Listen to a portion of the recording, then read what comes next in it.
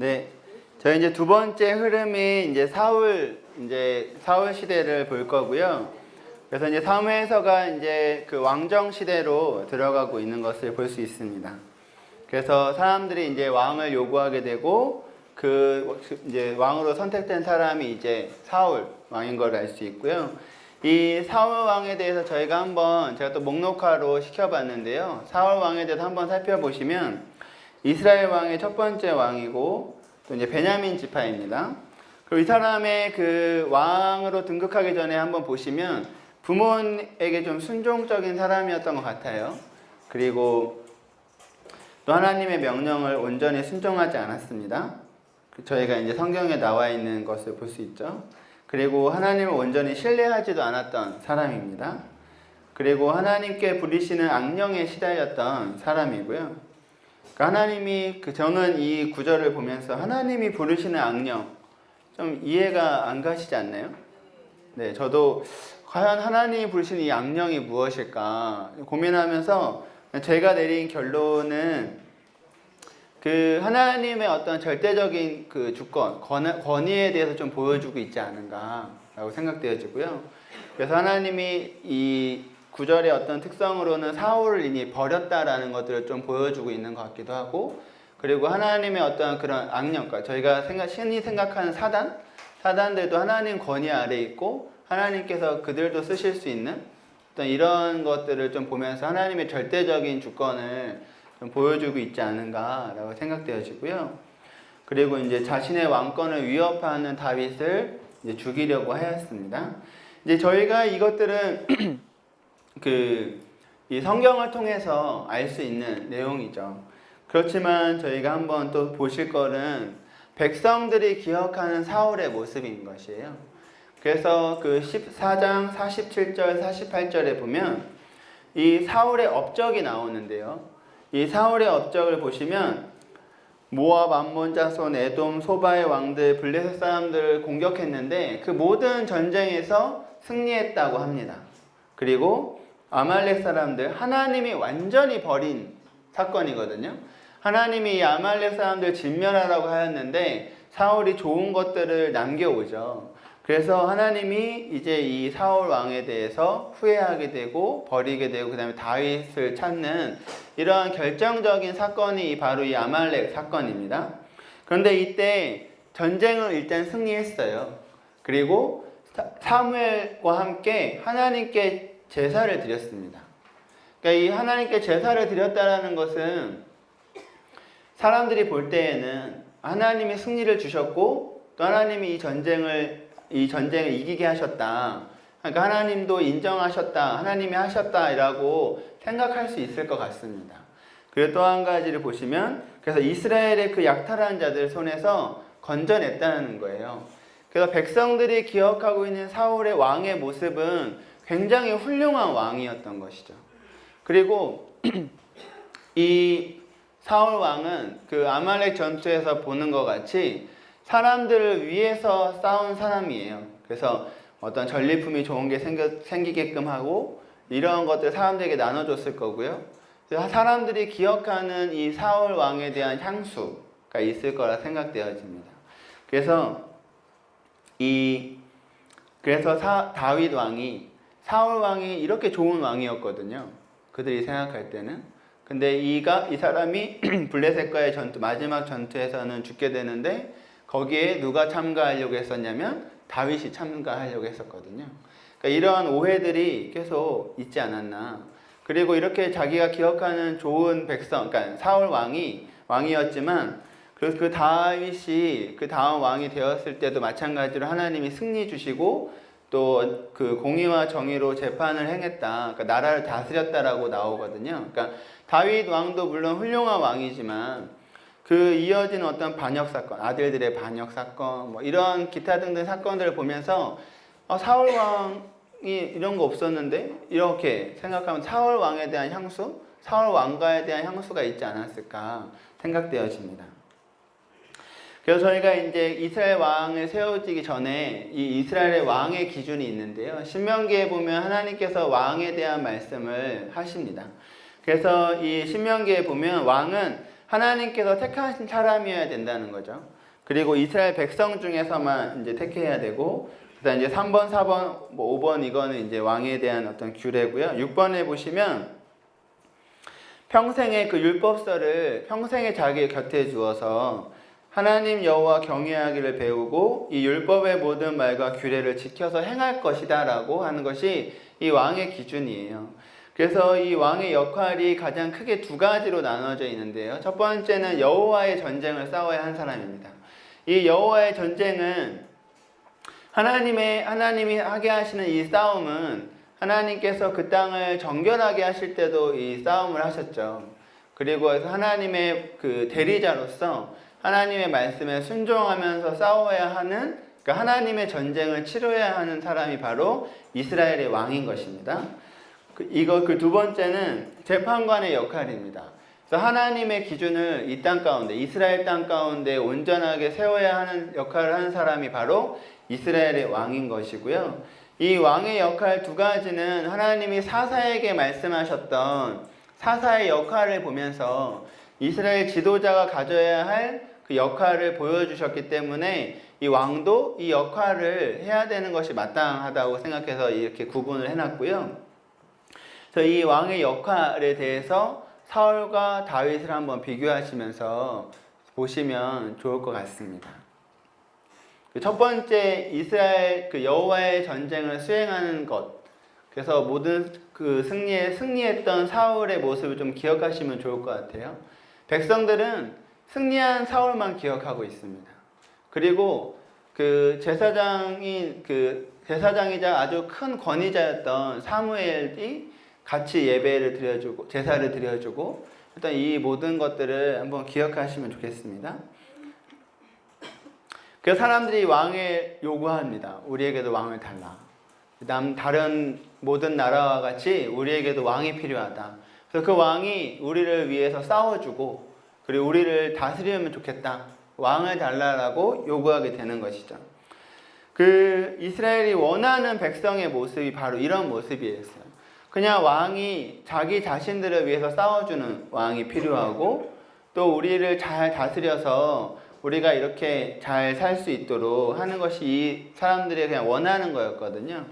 그래서 이 왕으로 통치하길 바라는 이 이스라엘의 백성들의 이 모습들은 다시 한번 하나님을 거역했다라고 하나님이 말씀하시거든요. 그러니까 진짜 왕인 이들이 나를 거역했다, 거부했다라고 말씀하시는데 이 이스라엘 백성들의 패턴, 저희가 사사기를 배우시면서 아셨던 그 이들의 패턴이 있잖아요. 죄를 짓고 그리고 죄 때문에 심판당하면 또 회개하고 하나님이 구원해 주시고 평안하면 또 하나님 거역하고 이러한 패턴들이 이들 안에 다시 한번 나타나게 되는 것이죠. 그래서 사무엘을 통해서 하나님이 그 평안함을 주셨거든요. 블레셋도 쫓아내고 그래서 다 이런 것들을 하게 됐는데 이 사람들이 다시 한번 어려움이 닥쳤습니다. 사울의 아들들이 온전하지 않은 것들을 보면서 이 사람들이 다시 한번 하나님이 아닌 다시 한번 제도로서 왕을 달라고 하는 하나님을 거역하는 일들을 또 반복하고 있는 것을 볼 수 있습니다. 어쨌든 하나님이 이들에게 왕을 주시기로 결정하셨습니다. 그래서 이 왕을 주기로 결정하시면서 하나님은 그 왕을 통해서 다시 한번 이 이스라엘을 다스리시기로 원하셨던 거죠.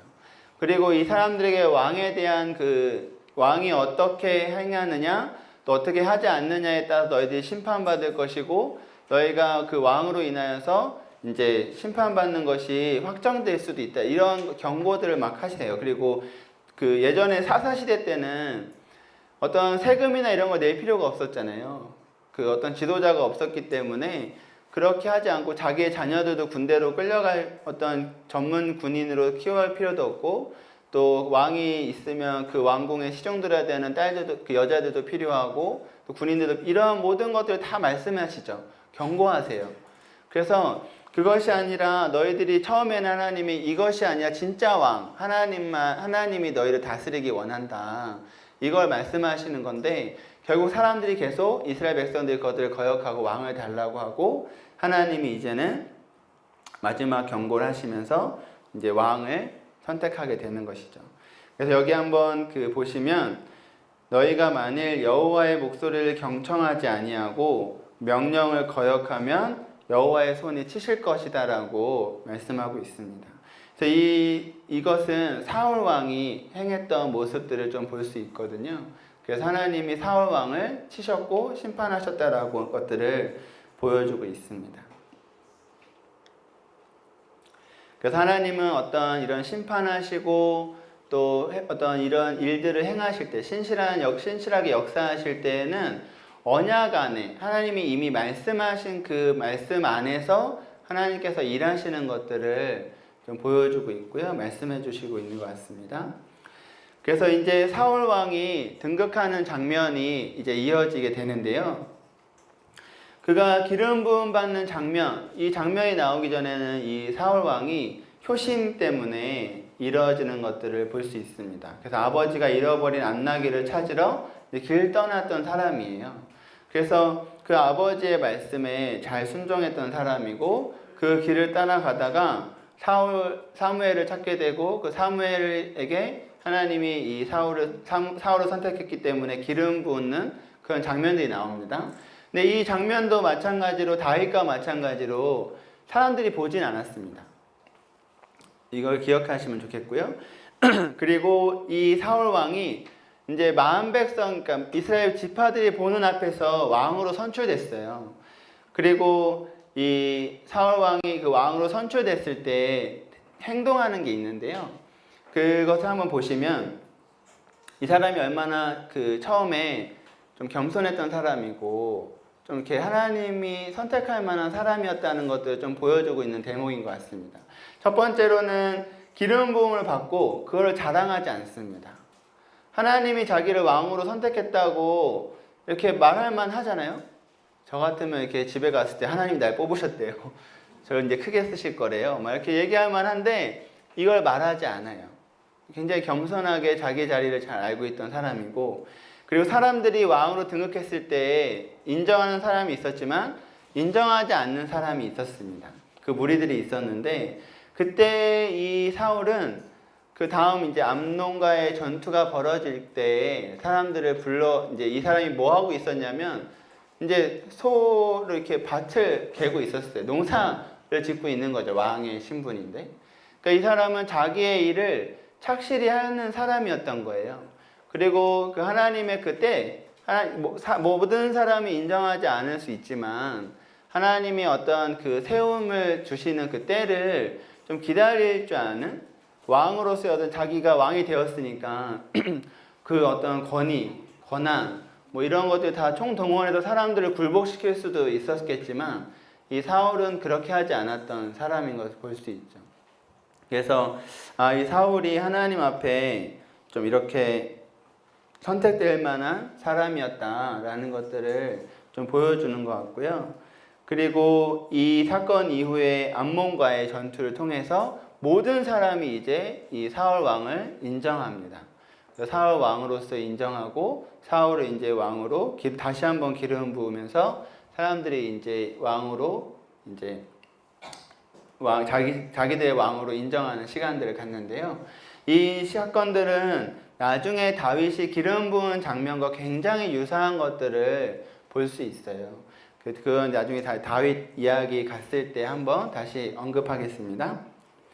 이렇게 하나님에게 선택받을 만한 사람, 그러니까 제가 사울이라는 사람을 보았을 때 이 사람이 정말 겸손한 사람이고 하나님 앞에서 쓰임 받을 만한 사람이었다라는 것을 저는 조금 공부하면서 약간 인정하게 됐고요. 근데 이 다음 장면들을 보면 2년 만에 사람이 변질되는 걸 볼 수 있어요.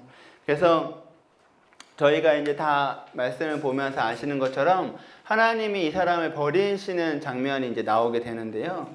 첫 번째 장면은 이제 블레셋과의 전투에서 사무엘을 기다리지 않고 번제를 드렸죠. 그래서 이제 이것 때문에 첫 번째로 왕에게 내린 명령을 지키지 않았고 왕의 나라가 길지 않을 거라고 하는 어떤 이런 심판의 말씀을 듣고 첫 번째 왕으로 버림을 받는 그런 사건이 됩니다. 근데 이때 저는 도대체 그럼 사울 왕이 뭘 했어야 되는가? 저희가 그 성경 안에 그 어떤 분이 이런 말씀하셨어요. 사무엘이 7일 만에 가겠다고 성경에 써 있냐? 그죠? 근데 그 말씀의 흐름을 보면 7일 만에 가겠다라고 그 말했을 거라는 뉘앙스가 다 담겨져 있잖아요. 그러니까 어쨌든 이 사울은 그렇게 기다리지 못했어요.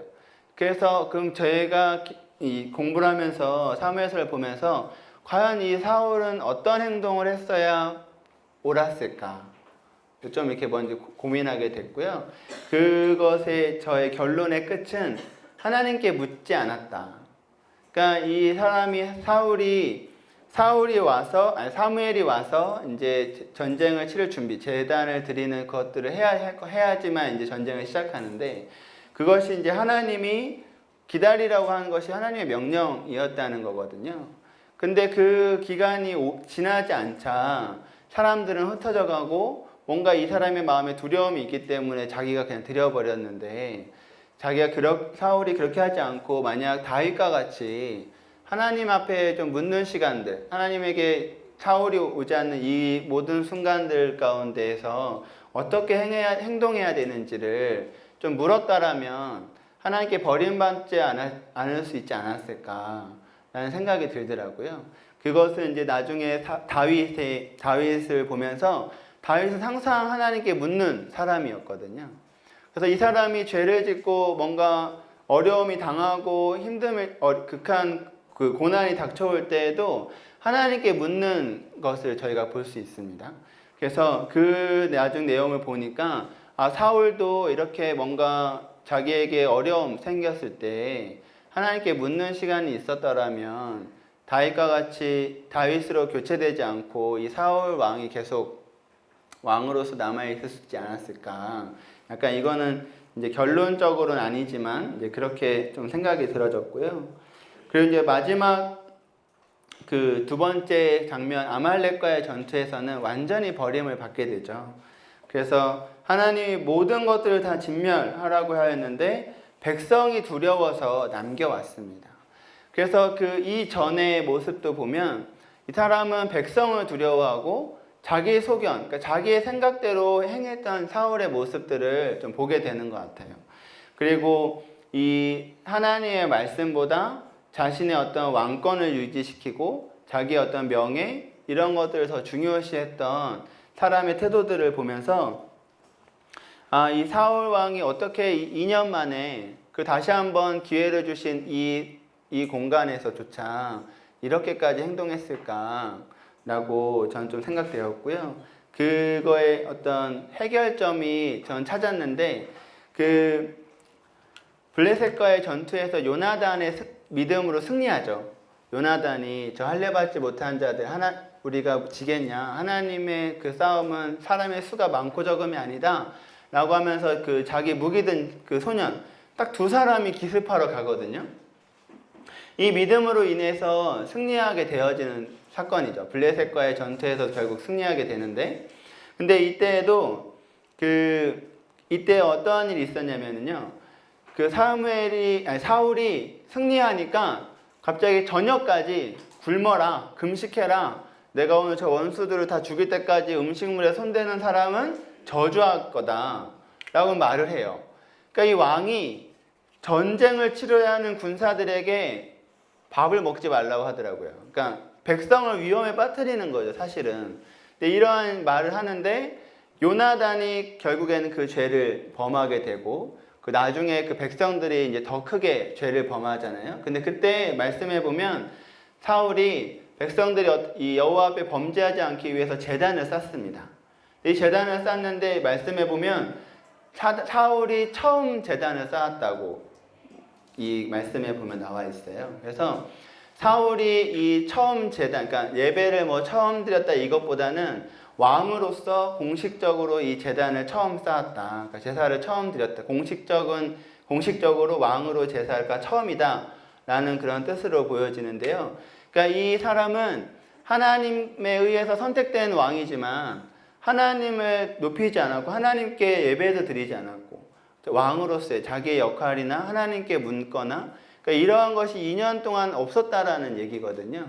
그래서 이 사람 마음 가운데 이 사람도 마찬가지로 하나님을 알지 못했구나. 하나님께 선택받았는데 하나님의 어떤 그 기회를 받았는데 이 사울 왕이 하나님의 그런 마음들, 하나님의 어떤 그런 것들을 여호와를 알지 못하는 그 신앙을 가졌구나 라는 것들 다시 한번 그 구절을 통해서 알 수 있었습니다. 그런데 저희가 여기서 기억해야 될 것은 이 두 전투 모두 백성들이 기억하는 것이에요. 이 전투, 두 번의 전투는 백성들에게 기억에는 승리한 기억입니다. 사울 왕이 승리했어요. 블레셋과도 승리했고 아말렉과도 승리했고, 그죠? 그리고 이 아말렉과의 전투에서 하나님께 완전히 버림을 받았을 때는 사무엘의 옷을 막 잡고 내가 범죄했을지라도 나를 위해서 내 백성에게 가 높여서 제사를 드려달라고 요청을 해요. 그러니까 그 앞서서 사무엘이 이렇게 당신이 범죄했다, 죄다, 순종보다 하나님은 그 재물보다 순종을 원하신다, 이렇게 말해서 이 사람이 갑자기 잘못했다, 내가 이제 용서를 구한다라고 회개의 말을 합니다. 근데 하나님이 그 다음 구절에 보면 용서하지 않으세요. 나중에 다윗의 회개의 장면을 보면 다윗이 용서를 구하는 그 말을 하자마자 그 다음 구절에서 하나님이 용서하셨다고 하거든요. 그래서 이거는 이 마음을 하나님이 보셨다라고 생각하고요. 결과가 나중에 나타나는데 이 사울은 결국에는 내가 범죄했을지라도, 이 말이 되게 중요한 것 같아요. 내가 범죄했을지라도 나를 높여달라. 그래서 나와 함께 제사를 드리러 가자. 근데 이 사무엘이 그 말을 받아줘서 제사를 함께 드리는 장면이 나옵니다. 그러니까 이 사울은 그리고 사무엘에게 항상 당신의 하나님에게 이란 말을 해요. 제가 본 이 사울은 하나님의 신앙이 그러니까 하나님에 대한 어떤 신앙도 없고 하나님을 인정하는 어떤 그 시간들, 오히려 자기의 생각, 자기의 명예, 자기의 왕권, 그리고 사람들이 생각하는 자기의 모습들만 추구하는 것들을 볼 수 있습니다. 그래서 저희가 여기에서 아주 크게 배워야 될 것이 있다라면 저희는 누구를 두려워하는가, 그렇죠? 그리고 우리가 말씀 앞에 순종할 때 온전한 순종이 필요하다. 이건 정말 저희가 그 신앙생활하면서 계속 무한대로 반복해도 그렇게 부족하지 않잖아요. 온전한 순종. 그 사울이 정말 그 말씀 중에 한 가지만 딱 어겼거든요. 한 가지 어겼는데 그 한 가지 때문에 완전히 이제 버림받는, 물론 그 마음의 중심의 태도도 있었겠지만 저희가 하나님의 어떤 그런 말씀, 뜻을 저희가 하나님이 저희에게 마음 주시고 저희에게 하나님의 어떤 뜻을 보여주실 때에는 저희 안에 온전한 순종이 필요하다는 것을 다시 한번 알 수 있는 것 같습니다. 그래서 이제 16장에 보시면 이제 기름 부음 받는 다윗의 장면이 나타납니다. 근데 이 장면을 보시면 그 사무엘이 착각을 하죠. 그 장남을 보면서 저 기름 부음 받을 만한 사람이다. 근데 하나님이 사람은 외모로 보지만 여호와는 중심을 보신다라고 말씀하시죠. 그런데 저희가 이제 이건 약간 제가 이제 재미있게 보면서 그 막내 아들 다윗의 아들의 그 용모가 나오는데 재미있으시죠? 빛이 붉고 눈이 빼어나고 얼굴이 아름답다. 하나님 분명히 외모 보시지 않는다고 했는데 이 아름다운 사람을 또 선택하셨어요. 그래가지고 이거는 왜 대조가 되지? 이러면서 제가 공부하면서 이상하다 막 했는데 제가 나중에 이제 계속 공부하다 보니까 이 말은 하나님 앞에 흠이 없다. 그러니까 외모가 온전하다고 하는 것이 어떠한 뜻이 숨겨져 있냐면 그 사람이 하나님 앞에 때로는 사람들 보기에 흠잡을 데 없다. 정말 막 외모가 뛰어났을 수도 있습니다. 나중에 그 다윗의 아들 압살롬이 보면 그 사람도 굉장히 외모가 뛰어나다 나오거든요. 그런데 이스라엘 안에서 이 용모가 뛰어나다고 얘기할 때에는 그 재물이 흠없는 것처럼, 그 하나님께 드리는 재물이 흠이 없어야 하잖아요. 그래서 그 흠없는 것처럼 이 사람이 그렇게 흠이 없다라는 것들을 좀 이렇게 표현해주고 있다고 합니다. 그래서 이 사울과 다윗의 그 기름 부음 받는 장면을 제가 이렇게 비교해 보았습니다. 여기 보시면 하나님께 선택되었습니다. 둘 다 선택되어지고 기름 부음 받는 장면이 둘 다 동일합니다. 그리고 둘 다 기름 부음 받았을 때 하나님의 영이 이제 두 사람에게 각 다 임했죠.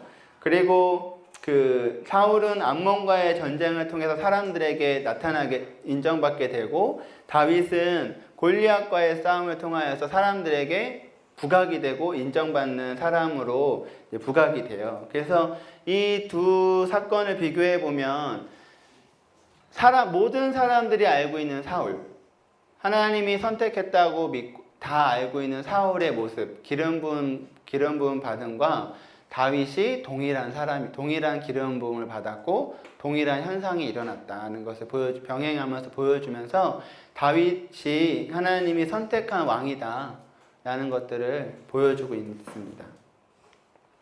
그러면서 이제 그 다윗이 결정적으로 이제 등장하게 되는 골리앗과의 싸움이 이제 나타나는데요. 이 다윗이 왕은 아니었지만 하나님이 선택했었던 사람으로서 온전함을 보여주기 위한 장면인데요. 첫 번째는 이 다윗이 골리앗과의 싸움은 여호와의 싸움이었다는 것을 보여주고 있는 것입니다. 그래서 그 살아계신 하나님의 군대를 모욕하느냐라고 얘기하고, 그리고 만군의 여호와의 이름으로 내가 나아간다 라고 하면서 이 다윗이 그 하나님의 대리인으로서 여호와의 싸움을 싸웠던 사람으로 비춰지고 있고 보여주고 있는 것이죠. 그래서 이 다윗, 사울의 뒤를 이은 이 다윗이 아까 그 기름 부으심이 동일한 것처럼 이 사람은 하나님의 대리자, 하나님의 싸움을 싸우는 사람, 즉 이스라엘 지도자로서 흠잡을 데가 없다. 이 사람이 하나님이 선택한 사람이다 라는 것들을 이 골리앗과의 전쟁을 통해서도 보여주고 있습니다. 그래서 이제 막 사울과 다윗이 이제 대결이 시작되죠. 그래서 이 골리앗을 죽이고 나서 다윗이 부각되고 나가는 곳마다 승리하게 됩니다. 그러니까 사람들이 이제는 사울보다는 다윗을 높이기 시작하는데요. 그래서 사울이 죽인 자는 천천히고 다윗이 죽인 자는 다윗은 만만이다 라고 하면서 다윗을 사람들이 굉장히 지지하고 높이기 시작하죠. 그때부터 이제 사울이 그러니까 다윗을 두려워하기 시작하는데요. 사울은 그 다윗에게 하나님이 함께 하시는 걸 알았어요. 그래서 여호와께서 사울을 떠나 다윗과 함께 계심으로 사울이 그를 두려워한지라 라고 말씀에 나와 있는데요. 그리고 그 다음 구절에 나중에도 보면 이 다윗이 하나님과 함께함을 이 사람이 알아요. 그래서 굉장히 두려워하고 계속해서 이 사람을 이제 죽이려고 하는 시도가 벌어지죠. 그래서 사람들에게 인정받고 싶어하는 욕구가 굉장히 많거든요, 사울이. 그리고 자기의 명예, 그 왕의 그 자리를 유지하기 위해서 하나님의 말씀까지 어기고, 하나님이 죄라고 말씀하셨고 그때에도 온전한 회개하지 않고 자기의 그 왕권만 유지하기 위해서 계속 이런 활동을 생활했던 이 사울이 가장 큰 위기가 닥쳐온 것이죠. 자기의 왕권을 위협할 만한 다윗이 등장했거든요. 그래서 이 다윗을 죽이려고 계획을 세웁니다. 총 8번에 걸쳐서 계획을 세우는데요. 저희가 첫 번째로 보는 것이 이제 사위로 삼으려고 하죠. 그러면서 이제 그 전쟁터에서 죽이려고 이제 블레셋의 포피 100개를 원합니다. 근데 이 100개를 원하고 200개를 가지고 와서 결국엔 사울의 사위가 되죠. 그래서 다윗은 결론적으로 사울의 사위인 것이에요.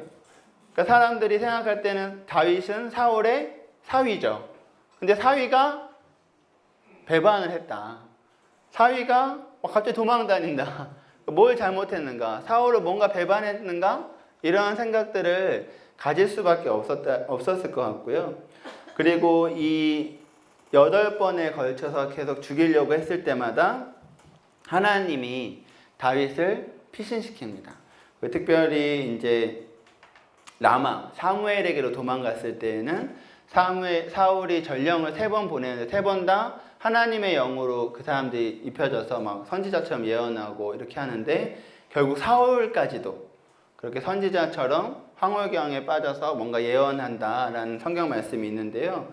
여기에는 그래서 뭐 속담으로도 뭐 남아 있는 것들, 사울도 선지자 거의 들어가냐, 바늘에 들어가냐, 뭐 이런 것도 있는데, 그래서 이게 무엇일까 하는데 이 해답은 사무엘 앞에서 사울이 옷을 벗은 채로 누워서 이렇게 예언하는 것들을 보면서 이 이스라엘 나라는 옷을 벗고 이런 어떤 그 사람의 수치에 대해서 이야기하거든요. 그래서 사울이 그런 수치 가운데 있는 것을 또 얘기하더라고요. 또 어떤 분들은 뭐 이렇게 굉장한 권위자잖아요. 사무엘이 그 권위자 앞에서 이 사울이 좀 이렇게 그 쉽게 말해서 좀 어리광 같은 뭔가 이렇게 그 사람에게 보여줬다라고 얘기하시는 분들도 계시는데요.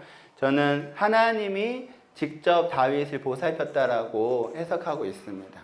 그래서 하나님의 영으로 이 다윗을 잡으러 온 사람들을 하나님이 붙잡으시고 다윗이 도망갈 수 있도록 길을 여셨다라고 저는 그렇게 해석하고 있고 보고 있습니다. 그러면서 이제 그 엔디게 광야와 그런 광야에서 사울이 잡으려고 할 때마다 다윗이 사울을 계속 살려주잖아요. 그렇게 살려주는 장면들을 통할 때 요나단과 사울의 고백들이 나옵니다. 그 두 번에 걸쳐서 사울의 고백이 나오는데 굉장히 재밌어요. 사울이 하는 말이 나는 내가 반드시 왕이 될 것을 알고 이스라엘 나라가 내 손에 견고히 설 것을 안다 라는 것이죠. 그러니까 사울은 이미 하나님의 뜻을 알고 있는 사람인 것이에요. 그리고 요나단의 고백도 그 사울의 손이 내게 미치지 못할 것인데 너는 이스라엘 왕이 되고 나는 내 다음인 것을 내 아버지도 안다 라는 것이죠. 그래서 사울 왕가의 핵심 인물입니다. 왕과 그 다음 왕을 이을 이 요나단 두 사람의 고백을 통해서 이 사람들에게, 이때 당시의 사람들에게 다윗 왕가가 하나님이 선택한 진짜 왕임을 사울도 알고 있었고 요나단도 알고 있었다라는 걸 보여주는 것이고요. 저는 이걸 보면서 하나님의 뜻을 알고도 순종하지 않은 사울의 모습을 보았습니다.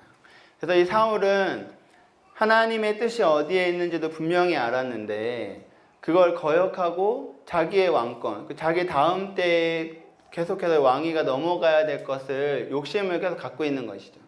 그래서 사울이 정말 하나님을 알지 못했다. 이 사울의 삶 가운데에는 하나님에 대한 어떤 인정함이 전혀 없다라는 것들을 좀 결론 내렸고요. 그 이유가 바로 이 다윗이 사울을 인정하고 있는 태도의 모습에서 볼 수 있습니다. 다윗은 두 번이나 사울을 죽일 수 있는 기회가 있었고 그런 시간이 있었습니다. 그런데 이 다윗은 사울을 죽이지 않아요. 그 이유는 단 한 가지입니다. 하나님의 기름 부음 받았기 때문이죠. 사울이 하나님의 기름 부음 받은 사람이었기 때문에 자기를 죽이려고 하는 이 사울을 살려주고 오히려 죽이지 않고 하는 이 모습들을 보게 되어지는데요. 그만큼 다윗은 하나님을 인정하고 있는 사람이다.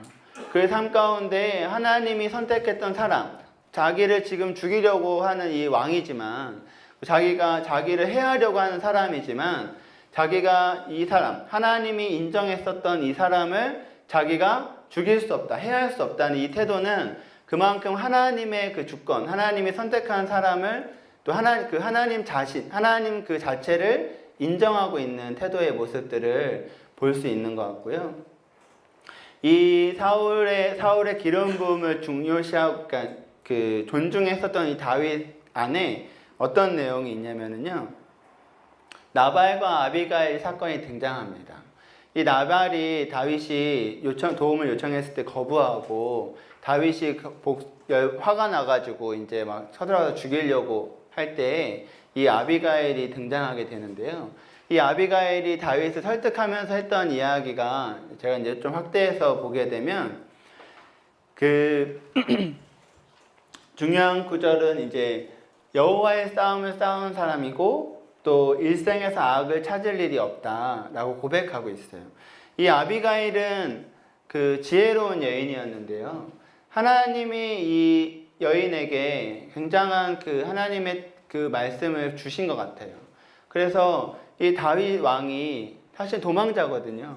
도망자인데 이 아비가일은 그 지혜로 다윗을 이야기하고 다윗에게 이야기하는 것이 내 주께서, 다윗은 당신은 여호와의 싸움을 싸우는 사람이고 그리고 일생에 악한 걸 찾을 수 없다. 그러니까 이 나발을 죽이는 것이 악한 일이다라는 걸 말해주고 있는 것이거든요.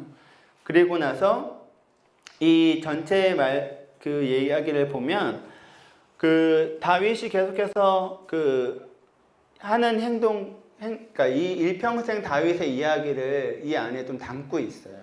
그래서 그 다윗을 여호와께서 든든한 집을 세우실 것, 그리고 그 다윗을 쫓아서 생명을 찾아도 하나님께서 함께 하셔서 생명을 이제 구하실 것들, 그리고 마지막 그 구절에 보시면 이스라엘의 지도자로 세우실 때 무죄한 피를 흘리셨다든지 친히 보복하셨다든지 함으로 말미암아 슬퍼할 것도 마음에 걸리는 것도 없으시리다 라는 말을 보는데요.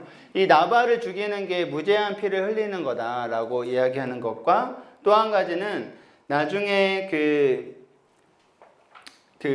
요압, 다윗의 군대 장관인 요압이 그 아브넬을 굉장히 정의롭지 못하게 죽이는 장면이 나옵니다.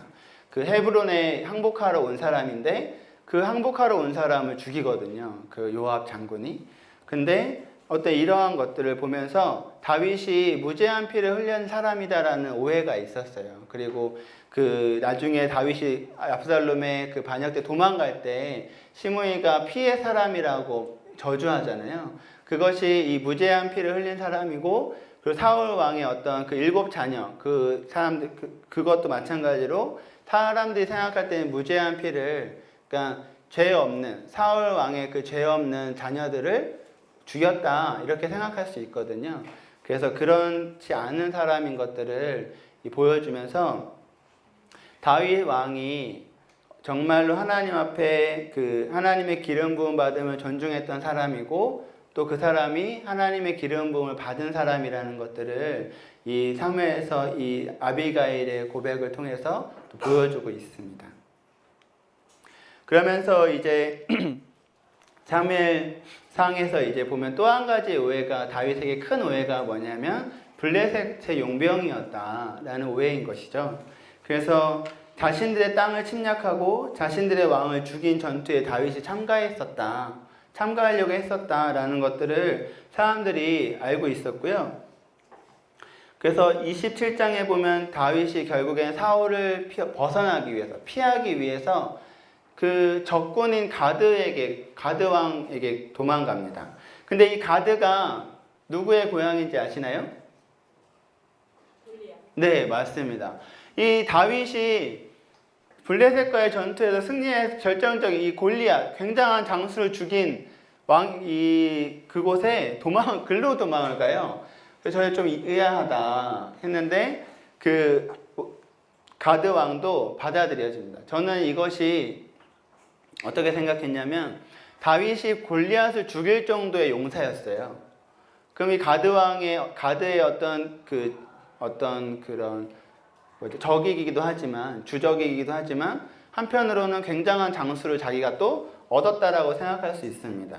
그리고 그 땅에서 1년 4개월 동안 머물면서 그랄과 기르스, 아말렉을 침범해서 약탈해 오는데요. 그것을 이 왕에게, 아기스 왕에게는 내가 유다와 여라무엘, 겐사람, 네겝을 침공했다라고 얘기합니다. 그러면서 이 아기스가 이 사람이 유다 자기 민족을 공격했으니까 이스라엘의 미움을 받게 되었다. 그러니까 이제 내 사람이 됐다라고 안심하고 있는 것이죠. 그리고 이런 그 용병이었다라고 하는 이런 그 사람들의 오해를 이 사무엘서를 통해서 다시 한번 보여주고 있는 것이죠. 그렇지 않다.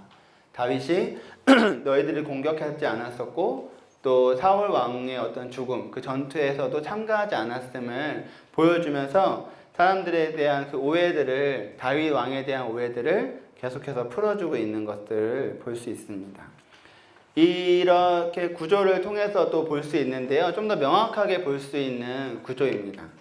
그 이스라엘 사람들은 저희처럼 기승전결해서 어떤 결론이 끝에 가 있지 않고요. 중요한 것이 이제 좀 가운데에 몰리는 그런 교차됐고 구조를 좀 많이 쓰는데요. 이 사울 왕의 피해서 이제 블레셋을 넘어가고 그 블레셋의 추격으로 사울이 죽게 되는 이 장면 안에 이 두 사울과 다윗의 행동, 이 두 가지 패턴이 나옵니다. 대조해서 나오는데요. 이 사울은 블레셋이 침범해 오는 이 위기의 상황 가운데에서 어떻게 행동했는가? 신접한 여인을 찾아요. 자기가 다 쫓아냈었던 이 신접한 사람을 다른 그 이방까지 지역까지 가서 찾아서 이제 그 사람을 통해서 사무엘을 불러 올리려고. 그러니까 뭔가 하나님을 찾거나 당연히 왕으로서 이스라엘 왕으로서 하나님께 찾고 하나님께 물어야 되는 이런 시간들이 있어야 하는데 이 사람은 사무엘이 죽고 나니까 자기가 의지할 사람이 없어진 거죠.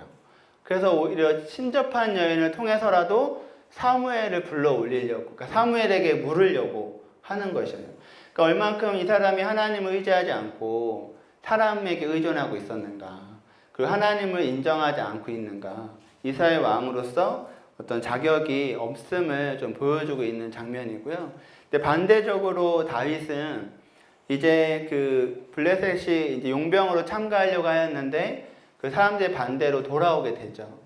그때 이제 아말렉으로부터 침공을 받아서 뭐 다 뺏깁니다. 그리고 사람들까지 다 사로잡혀가고 그 상황 가운데, 그 위기의 상황 가운데 다윗이 하는 행동이 무엇이었냐면 하나님께 묻는 시간을 가졌어요. 그래서 하나님께 물어서 어떻게 해야 되는지에 대해서 이 사람이 묻고 이제 회복되는 시간이죠. 다 구출해 오고 이러한 시간들이 있는데 이 사울과 다윗이 대조가 되는 것은 딱 한 가지죠. 하나님을 찾았는가? 하나님을 찾지 않았는가? 위기 상황 가운데에서. 그래서 결국은 사울은 하나님을 선택한 왕이긴 하지만 이 사람의 어떤 행동들, 태도들, 이런 모습들 때문에 다윗에게로 넘어갔다. 다윗은 이 반대적으로 하나님을 찾았던 사람이고 하나님에게 묻는 사람이었고 또 하나님을 인정하는 그런 태도들을 가진 사람이었기 때문에 이 두 사람 중에 어떠한 사람이 이스라엘 나라를 통치할 사람이냐라는 것들을 되물어 볼 수 있는 그런 어떤 구절인 것 같습니다. 그래서 결국에는 사울이 이 블레셋과의 전투를 통하여서 하나님이 심판하셔서 죽임을 당하게 되고 그 아들 요나단도 함께 죽임을 당하죠. 그리고 나서 이제는 그 다윗의 시대가 도래하게 됩니다. 저희가 이 사울 왕을 마무리하기 전에 다시 한번 사울이 어떠한 사람이었는지를 한번 보시면 아까 그 제가 첫 번째 보여드린 거랑 같습니다. 이 사울 왕이 처음 시작은 굉장히 좋았어요. 이 사람의 성품이나 이 사람의 어떤 태도들이나 이런 모습들이 하나님이 보시기에도 합당했던 것 같습니다. 그러니까 이 사람에게 기름 부음을 하나님께서 주셨던 것 같고요. 그래서 이 정말 좋은 것과 좋은 성품을 가지고 또 시작했지만 겸손한 마음으로 이 왕의 자리를 받아서 시작했는데 이 마음이 오래가지 못하고 변심을 했죠. 그래서 그 하나님께 버림받게 되어지고 하나님이 한 번 더 다시 한 번 기회를 주셨는데 또 거기서도 온전한 순종하지 못해서 또 하나님 완전히 버리셔서 이제는 다윗을 키우기 시작합니다. 그래서 이 이후의 삶은 사울은 계속해서 제가 생각하기에는 다윗을 훈련시키는 용도밖에 안 됐어요. 하나님이 다윗을 이제 왕으로 세우실 건데 그 왕으로서의 계속해서 단련될 것들, 그런 모습들을 하나님께서 보기 원하시고 또 키우기 원하시는 그 상황 가운데 이 사울 왕이 그거에 대한 역할을 감당했다. 그러니까 자기가 왕으로서 사실은 하나님의 그 굉장한 하나님이 주신 그 은혜와 특권이 있던 사람인데 자기의 그 잘못된 태도, 그런 마음가짐으로 인하여서 그것이 이제 왕의 자리가 다윗에게로 넘어가는 것들을 보면서요. 결국에는 우리가 어떠한 이 사울의 모습, 저는 사울을 보면서 굉장히 좀 안타깝다, 불쌍한 사람이라고 처음 많이 생각했거든요. 왜냐하면 정말 하나님이 이러한 놀랍게 기회를 주신 사람이 또 있었을까? 이 기회를 자기가 두려운 마음, 사람에 대한, 저는 개인적으로 생각할 때에는 처음에 사람들이 인정하지 않았기 때문에 이 사람이 그런 마음을 가졌을까? 여러 가지 생각을 했습니다. 저희가 요즘에 막 좀 상담 심리, 사람의 심리에 대해서 막 이렇게 이야기들을 할 때 이 사람이 그런 트라우마를 가졌을까? 그러니까 여러 가지를 생각을 해봤어요. 그렇지만 이 사람이 그런 트라우마가 뭐 있었을지라도 이 사람에게 갖고 없었던 것은 하나님을 인정하는 태도가 없었고, 또 하나님의 그런 마음, 하나님을 자기가 대리한다라 하는 그런 여호와의 신앙이 그 왕으로서의 가져야 할 그 태도들이 결국엔 없었다라는 것을 저는 좀 보고 있고요. 그래서 저는 이 사울을 보면서 항상 깨닫는 것들, 다시 한번 깨달은 것은, 아, 내가 사람들의 눈치를 보고 있는가? 저도 이제 어느 순간부터 이렇게 앞에 서기 시작하면서 한 2년 전 일인데요. 제가 이렇게 앞에 서면서 어느 순간 되니까 저에 대한 피드백을 제가 이렇게 귀 기울이고 있는 거예요. 그래서 막 이렇게 귀 기울여서 내에 대한 피드백이 어떤지 막 물어보기도 하고. 근데 이게 두 가지 마음인데요. 첫 번째는 이 피드백을 받아서 내 부족한 부분을 채워야겠다, 이러한 부분도 있지만, 그리고 또 한 가지는 피드백을 듣고 좋은 거면 좋다, 막 이런 마음을 듣고 싶었던 두 가지 마음이 있는데, 첫 번째 마음도 제가 이 사무엘서를 공부하면서 제가 아까 교만함에 대해서 하나님 말씀하셨다고 했잖아요. 근데 이 첫 번째 마음도 제가 듣고 그걸 고쳐야 되겠다, 이 마음가짐의 태도가 제가 그냥 다른 사람, 그러니까 이 저의 어떤 강의나 또 이런 것들을 설교할 때는 설교나 이런 것들을 듣는 사람들이 듣기 좋아야 되는 그런 마음의 태도가 제가 있는 것이죠. 하나님이 어떤 말씀을, 하나님이 저에게 마음 주시거나 말씀하시거나 하나님의 뜻을 온전히 전하는 통로가 아니라, 통로로 제가 쓰려고 했던 마음의 태도가 아니라, 제가 사람들이 듣기 좋아하고 저를 인정해주고 하는 그런 마음이 제 안에도 막 이렇게 있었더라고요. 그래서 그렇다고 제가 이제 막 피드백을 그럼 내가 무시하고 이렇게 살지는 못하잖아요. 왜냐하면 그 피드백 중에 분명히 하나님이 저에게 말씀하시는 게 있거든요. 저의 마음의 태도나 어떤 저의 가지고 있는 그런 것들이 잘못됐다라고 사람들을 통해서 저에게 말씀하실 수 있기 때문에 저는 그것도 굉장히 중요하다고 생각하지만, 제가 특별히 더 귀 기울였던 것이 저의 리더의 말이었어요. 그 리더분이 저에게 어떻게 얘기해 주시는가. 그냥 그것이 저에 대한 좀 실질적인 평가라고 생각할 수 있잖아요. 그리고 내가 앞으로의 어떤 그런 삶에, 그러니까 이런 사역자로 나아갈 때 내가 나는 이렇게 인정받고 잘 할 수 있을 거다, 아니면 안 될 거다, 뭐 이런 좀 판단이 설 수도 있는 그걸 제가 막 이렇게 듣고 있더라고요. 그래서 그 전에 저는 원래 어떤 사람이었냐면요, 저의 BRI를 좀 하면 저는 다른 사람의 말에 신경을 정말 안 쓰는 사람이었어요. 그리고 제가 그러니까 너무 안 들었죠. 이것도 교만한 태도잖아요. 너무 안 들어서 사람들이 너 사역 그렇게 하면 안 된다, 막 그렇게 얘기해도 저에게 직접 와서 얘기하지 않으면 무시했습니다. 듣지도 않고 그냥 그 사람들 그냥 뒷담화, 이런 말 쓰면 안 되네. 그냥 아무튼 그런 말 하는 거다, 이렇게 그냥 저는 처리하고, 그냥 다른 사람이 나에 대해서 뭐라고 하든 내 생각이 옳은 대로 난 간다, 이런 사람이었거든요. 근데 이제 아직 어리지만 이제 나이가 한 해 한 해 들고 또 앞에 서는 일이 참 자주 일어날수록 제 안에 그런 마음들이, 좀 두려운 마음들이 들어왔던 것 같아요. 그래서 제가 사무엘서를 공부하면서 나도 모르는 사이에 사울과 같은 마음의 변심이 나에게도 있구나. 그럼 내가 어떻게 하면 이 사울처럼 변심하지 않고 살 수 있을까? 그것이 저는 이제 제가 내린 결론은 다윗과 같은 삶이다. 어려움이 있고 환란이 있고 힘듦이 있을 때 다윗처럼 하나님을 묻는, 그러니까 제가 뭔가 이렇게 피드백을 들을 때, 아니면 누군가가 나에게 이야기하거나 내가 그 인정받고 싶어하는 욕구가 들 때마다 다 사울과 다윗을 생각해야 되겠구나. 그래서 내가 하나님께 인정받는, 하나님에게만 인정받으려고 애쓰는 그런 사람이 돼야 되겠구나라고 좀 많이 좀 기도하면서 이 공부하면서 좀 많이 그 마음이 많이 들었습니다. 그래서 저희가 사울을 통해서 굉장히 많은 교훈을 얻을 수 있는 것 같아요.